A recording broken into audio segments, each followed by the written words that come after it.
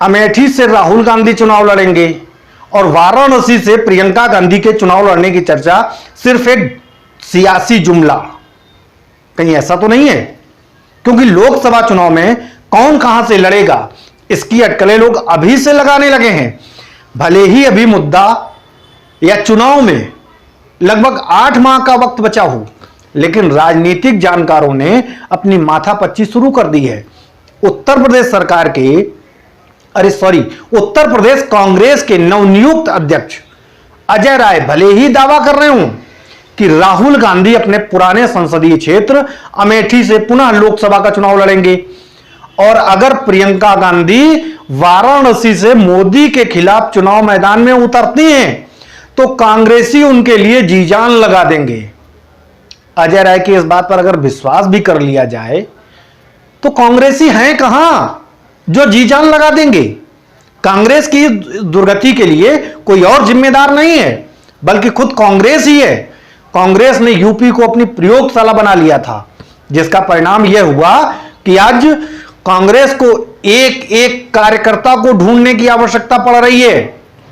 और ऐसे में अजय राय का यह बयान निश्चित रूप से आम जनता को भी, संपूर्ण विपक्ष को भी और गठबंधन का हिस्सा बने सभी दलों को हंसने पर मजबूर करता है कि जी जान लगा देंगे कांग्रेसी कार्यकर्ता। अरे वो कांग्रेसी कार्यकर्ता हैं कहां?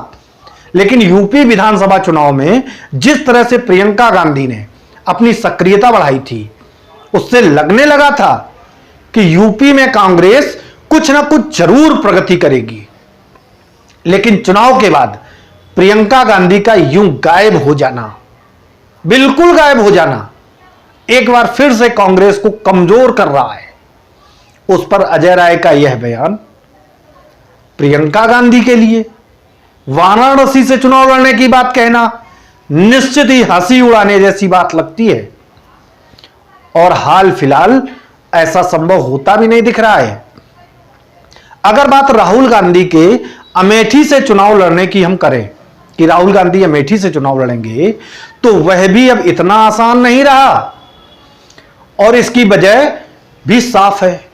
क्योंकि अमेठी से लोकसभा का पिछला चुनाव हारने के बाद जिस तरह से राहुल गांधी ने अमेठी से मुंह मोड़ लिया था, उससे अमेठी की जनता के बीच राहुल गांधी की छवि काफी कमजोर हो गई है, छवि काफी खराब हो गई है।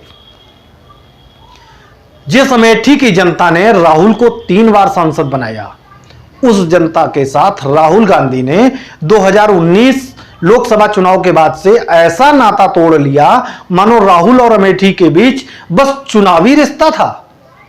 जबकि 2019 की हार से पहले राहुल गांधी अमेठी को लेकर काफी भावनात्मक बातें किया करते थे, विकास संबंधी बातें किया करते थे। अब यह बात यहीं तक सीमित भी नहीं रही है, क्योंकि राहुल को हराकर अमेठी से स्मृति ईरानी सांसद बनी थी। बीजेपी नेता स्मृति ईरानी ने पिछले 5 वर्षों में अमेठी में अपनी काफी सक्रियता बढ़ाई और क्षेत्र में काफी विकास के कार्य भी कराए हैं। वह लगातार अमेठी वालों के संपर्क में रहती हैं, उनके दुख दर्द में सहारा बनती हैं। इसलिए अब शायद ही अमेठी की जनता राहुल गांधी को फिर से गले लगाएगी। ऐसा बहुत असंभव माना जा रहा है कि अब दोबारा वो दिन वापस नहीं आ पाएंगे।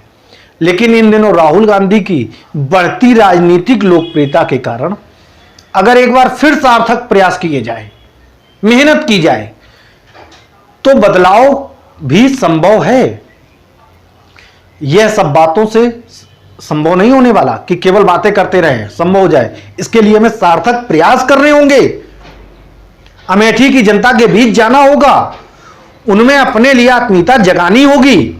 लेकिन यह सब राहुल गांधी तो नहीं करने वाले, क्योंकि केरल की मुस्लिम बाहुल वायनाड सीट राहुल के लिए काफी सुरक्षित मानी जा रही है। इसी प्रकार प्रियंका के वाराणसी से चुनाव लड़ने की बात भी खोखली है, पूर्णतया खोखली है। जो गांधी परिवार हमेशा से अपने लिए सुरक्षित लोकसभा सीट की तलाश में रहता है, उस गांधी परिवार की नेता प्रियंका गांधी कभी भी अपना चुनावी राजनीति का कैरियर वाराणसी से शुरू करने का दांव नहीं लगाएंगी। लोकसभा का चुनाव 2019 में अमेठी सीट पर हार झेलने के बाद उत्तर भारतीयों की समझ पर राहुल गांधी ने जिस तरह से सवाल उठाया था, उसके बाद राहुल गांधी के लिए अमेठी में कांटे ही कांटे नजर आने लगे हैं। हालांकि केरल की वायनाड सीट से जीतने के बाद राहुल गांधी का रुझान दक्षिण की तरफ अधिक बढ़ा है। हालांकि कांग्रेस प्रदेश अध्यक्ष के दावे ने अमेठी से लेकर प्रदेश और देश की राजनीति में एक नया सवाल खड़ा कर दिया है। क्या एक बार फिर अमेठी में स्मृति ईरानी बनाम राहुल गांधी, क्या स्मृति ईरानी बनाम राहुल गांधी मुकाबला देखने को मिलेगा? इसको लेकर अब अन्य कांग्रेसी नेता भी सामने आने लगे हैं। एक वरिष्ठ कांग्रेसी नेता राशिद अल्वी ने भी राहुल गांधी के अमेठी से चुनाव लड़ने का बहुत बड़ा दावा किया। उन्होंने तो यहां तक कह दिया कि अगर राहुल गांधी अमेठी से लोकसभा चुनाव 2024 में उम्मीदवार होंगे तो स्मृति ईरानी की यहां से जमानत जब्त हो जाएगी। बड़ा हास्यास्पद विषय है, लेकिन खैर, अपने नेता के लिए कोई भी राशिद अल्वी जैसे सपने संजो सकता है, इसमें तो कोई रोक टोक है नहीं। हो सकता है कि कांग्रेस को लग रहा हो कि वह गठबंधन के सहारे यह सीट राहुल के लिए जीत जाए, लेकिन अभी ऐसा कुछ नजर नहीं आ रहा है। कांग्रेस अभी ऐसा कुछ कर नहीं पा रही है और ना ही जनता के बीच में ऐसा कोई मैसेज दे पा रही है जिससे इस बात का पता चल सके कि अमेठी में बीजेपी कांग्रेस के बीच सीधे मुकाबले की तस्वीर उभर रही हो। कुल मिलाकर अमेठी से राहुल गांधी और वाराणसी से प्रियंका गांधी के चुनाव लड़ने की बात सियासी शिगुफे से अधिक कुछ नहीं लग रही है। राजनीतिक जुमला केवल दिखाई पड़ रहा है, लेकिन राजनीति में कुछ भी स्थायी नहीं होता है, सब कुछ अस्थायी है। राहुल गांधी का अमेठी से चुनाव लड़ना तो समझ में आता है, लेकिन प्रियंका गांधी वाराणसी से लोकसभा का चुनाव मोदी के सामने लड़ेंगी। यह कैरियर शुरू होने से पहले ही बंद करने का मजबूत प्लान है कांग्रेसी नेताओं का, और लगता है कि इस बात की चर्चा करने वाले कांग्रेसियों ने प्रियंका गांधी से कोई बदला लेने की सोच बना ली है और कांग्रेस के एक मजबूत नेता के रूप में उत्तर प्रदेश में छाई प्रियंका गांधी को घर बैठाने की साजिश बना ली है।